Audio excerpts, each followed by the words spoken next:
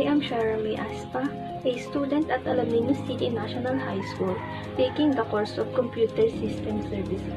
How to disassemble a computer system. A safe and healthy workplace not only protects workers from injury or illnesses, it can also lower injury or illness costs, reduce absenteeism and turnover, increase productivity and quality, and raise employee morale. In other words, safety is good for business. Plus, protecting the workers is the right thing to do. Before working with computers, we should understand first the occupational health and safety and its policies. So what is occupational health and safety? The occupational health and safety refers to legislation, policies, procedures and activities that aims to protect the health, safety, and welfare of all people at the workplace. These are 12 occupational health and safety to follow.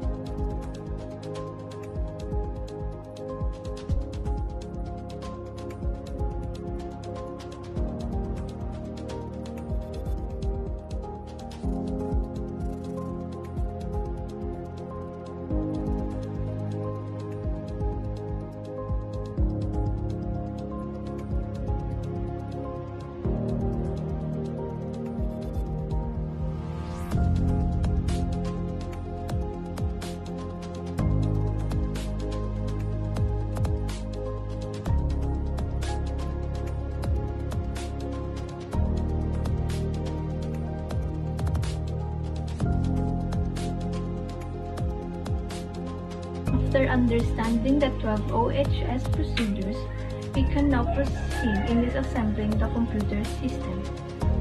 There are only 7 steps to follow. Just sit back, relax, and enjoy your learning. Step 1. Detach the power cable.